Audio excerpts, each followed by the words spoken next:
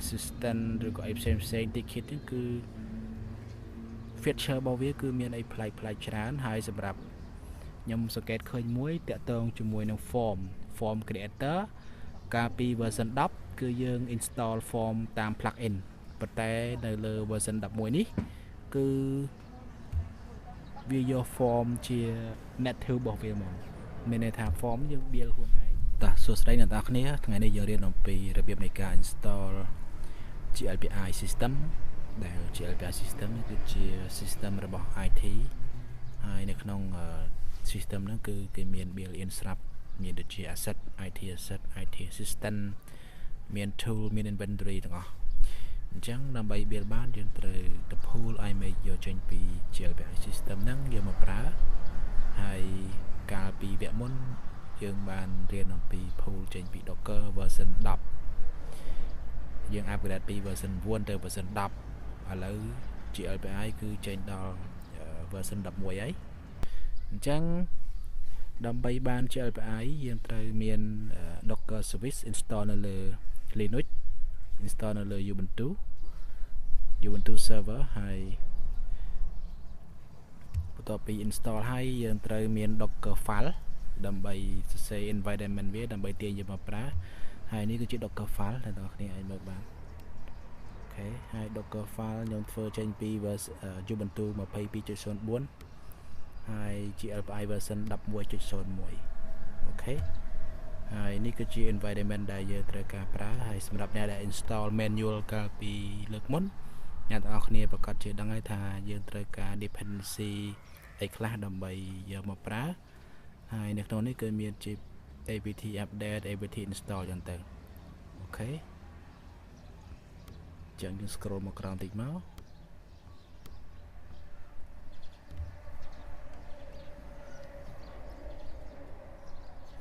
អូខេអញ្ចឹងទាំងអស់នេះគឺជា Docker file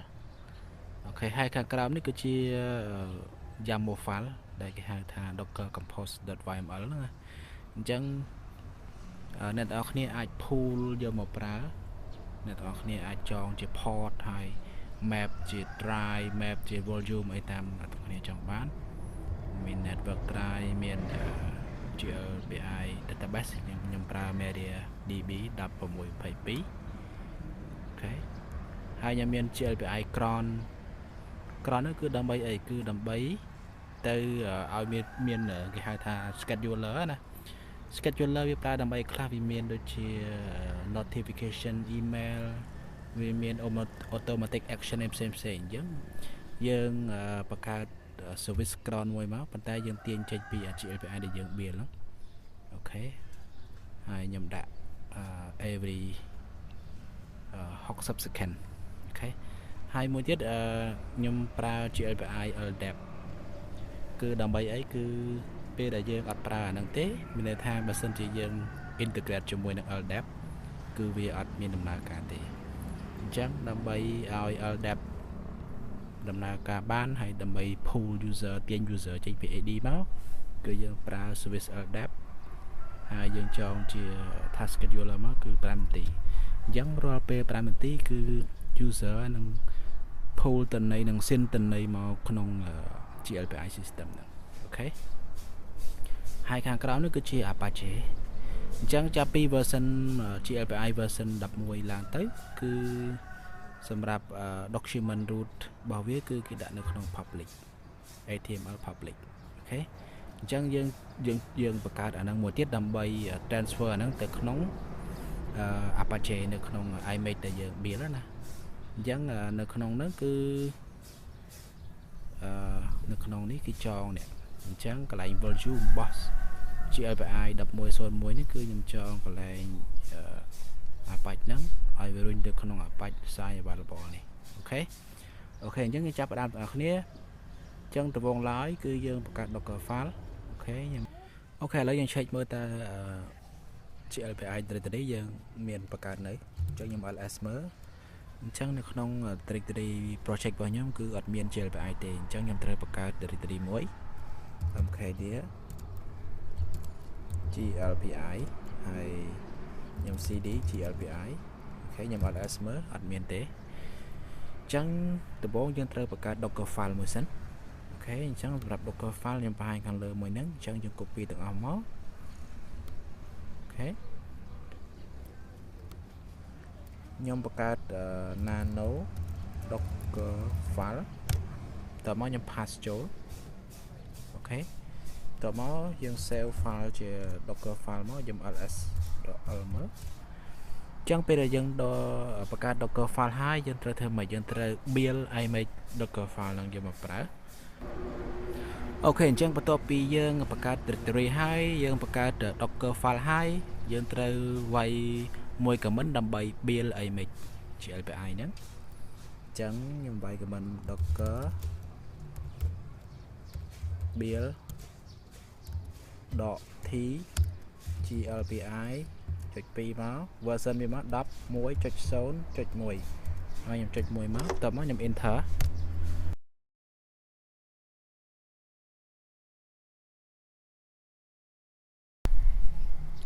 អូខេអញ្ចឹងឥឡូវនេះគឺ GLPI គឺត្រូវបាន successfully build ហើយអញ្ចឹងយើងអាចទៅ check មើលអូខេអញ្ចឹងខ្ញុំ Docker image enter មកអូខេអញ្ចឹងយើងឃើញថា GLPI យើងត្រូវបាន build ហើយនេះគឺ GLPI version 11.01 អូខេអញ្ចឹងបន្ទាប់ពីយើង build image ហើយយើងត្រូវធ្វើមួយទៀតយើងត្រូវបង្កើត YAML file អញ្ចឹងខ្ញុំ ls មកគឺអត់ទាន់មានទេអញ្ចឹងខ្ញុំ nano docker compose.yml អូខេអញ្ចឹងខ្ញុំ pass YAML របស់ខ្ញុំនៅខាងក្រោមនេះមកប្រើមកអូខេ copy ហើយ pass មកអូខេអញ្ចឹងខ្ញុំ save មកអូខេខ្ញុំ ls អញ្ចឹងឃើញ YAML file ឥឡូវខ្ញុំចង់ edit វា nano docker compose អូខេអញ្ចឹងសម្រាប់ port យើងប្រើ port 8085ដើម្បី access ទៅអូខេហើយសម្រាប់ MariaDB ខ្ញុំអត់ export port ទេអូខេហើយសម្រាប់កន្លែងនេះគឺយើង mount volume Apache file អូខេអញ្ចឹងអ្វីដែលយើងត្រូវការយើងត្រូវ mount volume នឹងមួយហើយយើងត្រូវការបង្កើត Apache file config file មួយទៀតអូខេអញ្ចឹងនៅក្នុងហ្នឹងអត់ទាន់មាន Apache file config file ទេអញ្ចឹងខ្ញុំត្រូវទៅបង្កើត Apache config file មួយទៀតមកអូខេអញ្ចឹងខ្ញុំ copy ដែរនេះជប់សិនអញ្ចឹង Apache file ដែលគេមកហ្នឹងគេដាក់ឈ្មោះអីគេនេះគេដាក់00អូខេអញ្ចឹងខ្ញុំបង្កើត file ហ្នឹងមួយនៅក្នុងហ្នឹងអូខេហើយខ្ញុំទៅ copy Apache ហ្នឹងមក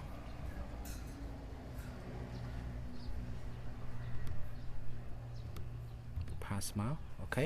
អញ្ចឹងខ្ញុំ exit save វាអញ្ចឹង ls.l មកអញ្ចឹងយើងមាន3 file គ្រប់ហើយ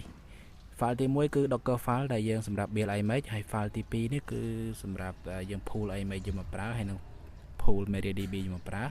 ហើយ file ទី3នេះគឺយើងសម្រាប់ transfer Apache size available នៅលើ Apache ណាយើង transfer វាទៅក្នុងនោះដើម្បីឲ្យវា access បានអូខេអញ្ចឹងយើងធ្វើមកទៀត docker compose app.d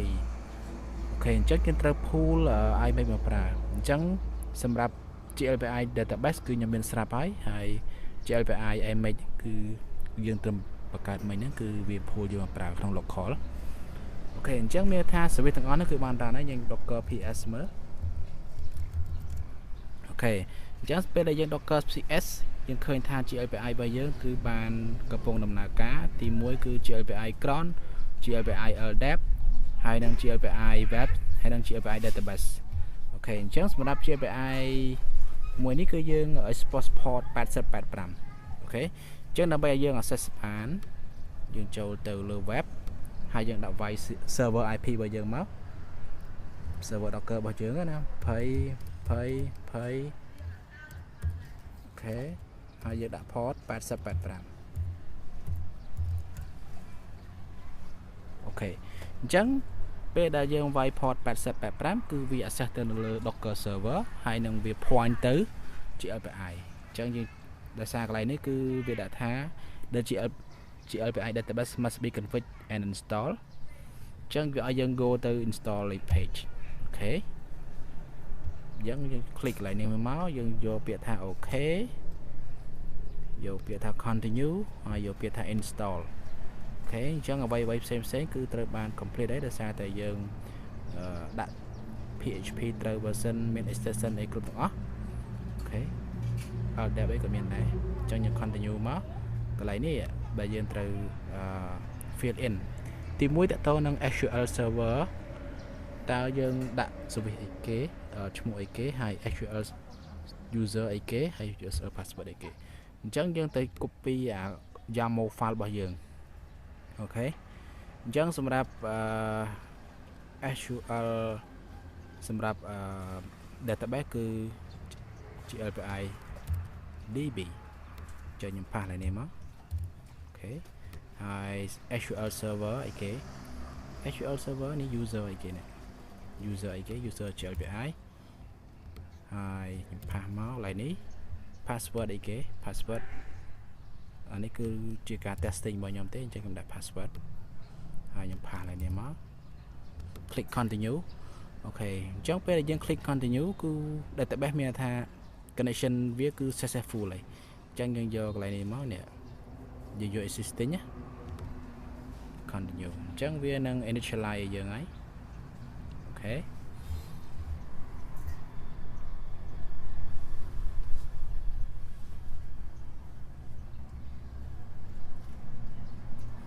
ចឹងរងចាំតិចទៅវាកំពុងតែ initialize អញ្ចឹងហើយសម្រាប់ GLPI version 11គឺវាមានការ update ច្រើនហើយ interface វាក៏រៀងប្លែកច្រើនដែរអូខេអញ្ចឹងខ្ញុំ continue មកអូខេ dot intent ហើយចុច continue ចុច continue ទៀត use GLPI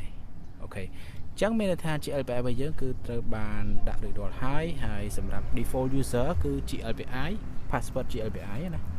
អញ្ចឹងឡើយហ្នឹងអ្នកនរគ្នាអាចចាំទៅ GLPI អូខេអញ្ចឹងយើងចូលទៅដល់front end នៅខាងក្នុងហើយអូខេអញ្ចឹងនេះគឺជា demo អីជើងទេអញ្ចឹងយើងអាច disable demo បានអូខេហើយសម្រាប់ assistant ឬក៏អីផ្សេងតិចទៀតគឺ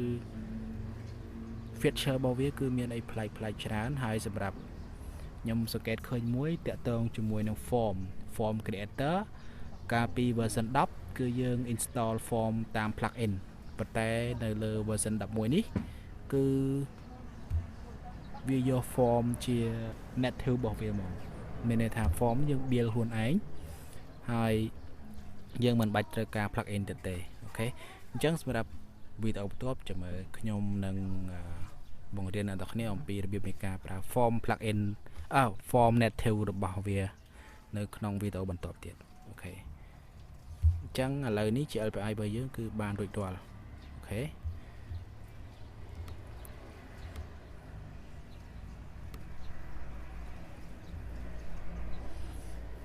ហើយបើសិនជាមានចម្ងល់ឬក៏ត្រូវការ